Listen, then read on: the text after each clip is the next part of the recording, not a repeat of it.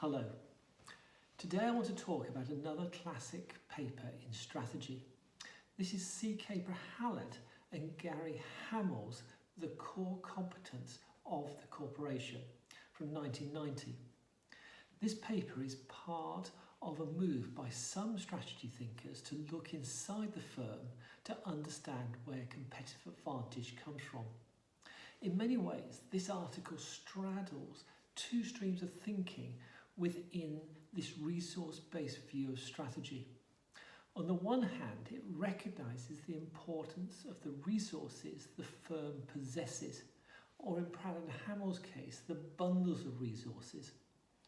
We also see this in the work of J. Barney's classic 1991 and his 1995 articles.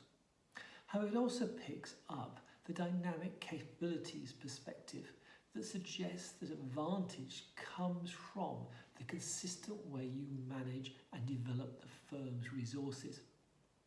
In this paper, Prahalad and Hamel start by describing the different strategy routes taken by two corporations, GTE and NEC, in the 1980s. With sales of almost $10 billion, GTE started the 1980s well positioned to become a leading player in the evolving information and communications technology sector. It held strong positions across a wide range of product areas. NEC, on the other hand, was much smaller, with sales of just under $4 billion, but it had a comparable technology base. Yet by 1988, NEC had overtaken GTE. While NEC had become a world-leading ITC player, GTE, though, had become, in effect, just a telephone operating company focusing on to the US. Actually, subsequent to the paper, into the modern day, GTE was eventually taken over by what became Verizon. Prahalad and Hamel asked, why was this? Why did these firms follow such different trajectories? And the answer, they claim, is largely down to NEC seeing itself in terms of core competencies while GTE did not.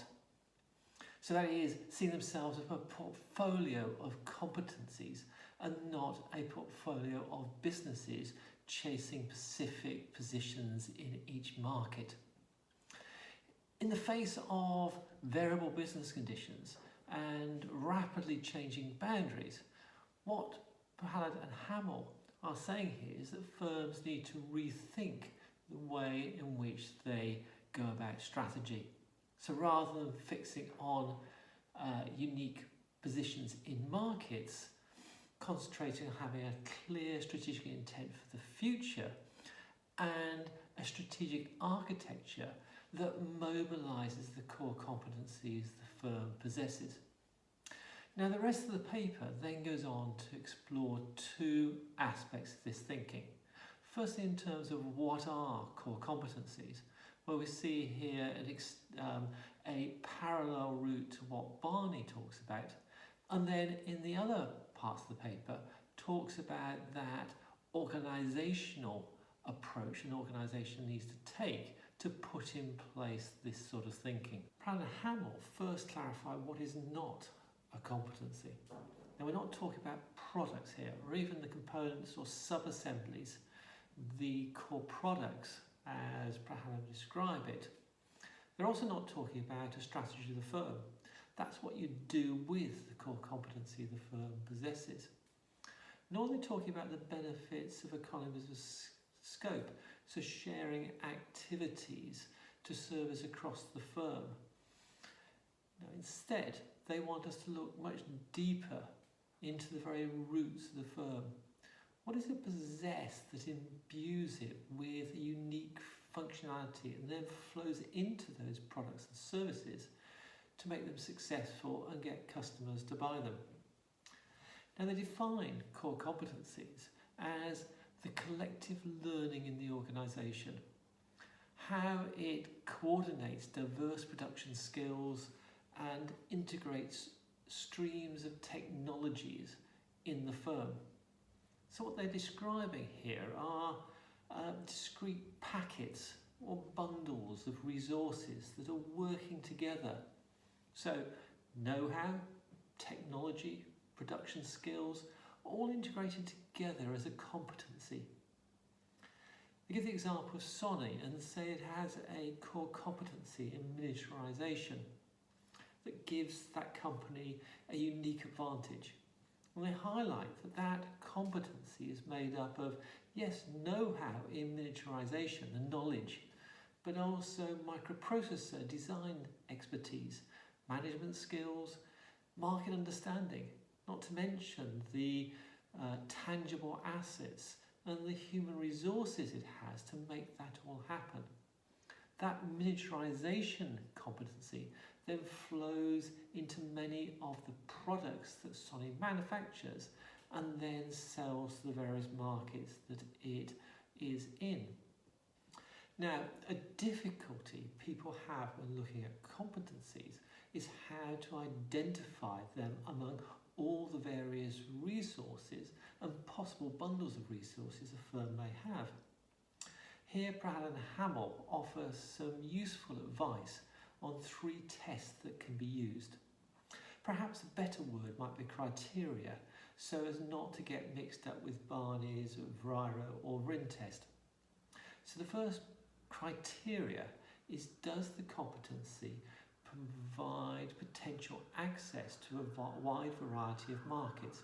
Think about Sony's miniaturization competency and how it can be deployed into multiple electronics and consumer electronics products. Secondly, does it make a significant contribution to perceived customer benefits of the end product or service? So is it a reason why customers are choosing that firm's products and services? And thirdly, is it difficult for competitors to imitate, perhaps due to the complex harmonization of the elements in the competencies? Now, few firms, probably none, will have more than, say, 5 or 6 really fundamental competencies. However, it is a useful thing to do to generate a longer list when you're trying to identify competencies. Brainstorm what might be those resources, bundles of resources, and then aggregate some together, challenge others, perhaps using Barney's Vriro test or Rin test to cull down the numbers of those really fundamental core competencies. Switching to how firms manage and develop competencies, Prahalad and Hamel highlight the challenges that Western companies face due to conventional approaches to strategy and organisation. They warn that judging competitiveness in terms of price and performance of products can only erode core competencies, and it's certainly not going to enhance them. Too many companies, they claim, unwittingly surrender competencies as they cut costs, outsource or engage in OEM contracts for short-term gain. They highlight Chrysler, the US automobile manufacturer, that was struggling and has subsequently been taken over by Daimler and more recently by Fiat, and how it outsourced its engine and powertrain production to Mitsubishi and Hyundai without thinking about the competency implication of those.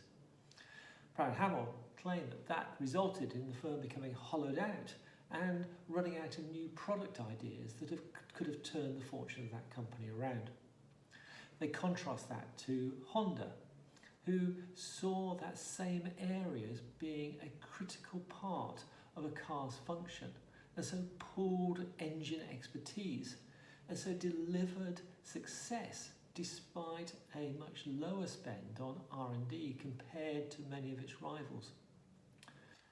Prahalad and Hamel particularly raised concerns on how traditional multi-divisional organisational structures with operationally autonomous strategic business units, SBUs, can be a major problem. With managers solely focused onto the performance in a single market product sector, competencies, which will often span multiple SBUs, can become invisible and so starved of investment. Resources will be imprisoned into a single SBU, with managers very reluctant to share those resources for fear it will damage their own SBU's performance, and also at the same time being unaware of the wider, greater opportunities. So, according to Prahalad and Hamel, how should a firm manage its competencies? Well, they advocate senior managers spending a significant amount of time developing corporate-wide strategic architecture. This requires identifying the firm's core competencies and setting a clear high-level strategic intent, or vision if you like, for where the firm is going. And then setting objectives for the development of the competencies and the component resources that make them up.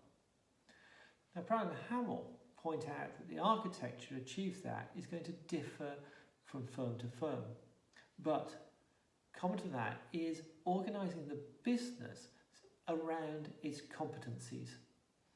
So having clear decision making being used to look at the day-to-day use of those competencies and how they're going to be used in the future, whether that in terms of leads to product diversification or in terms of merger and acquisitions or whatever the firm is doing.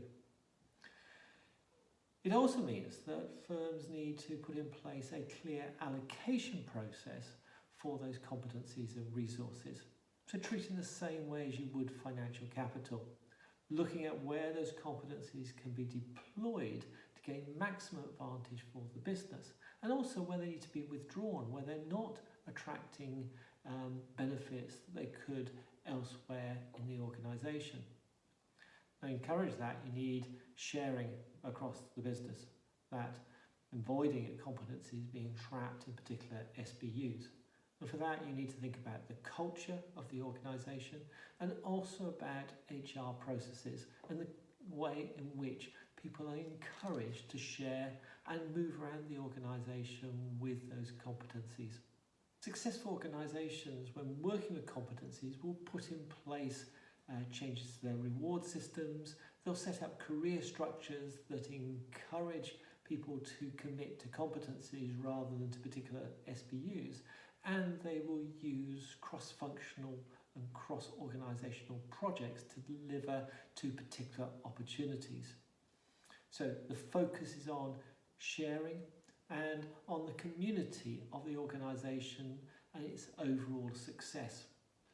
Prahalad and Hamel sum this up and say that only if a company is conceived of as a hierarchy of competencies leading to market opportunities being exploited, will that firm be fit to fight in today's market and become a global leader. So, an important article that has strongly contributed to the resource-based view of strategy and provides significant insights on how we can use that valuable strategic theory.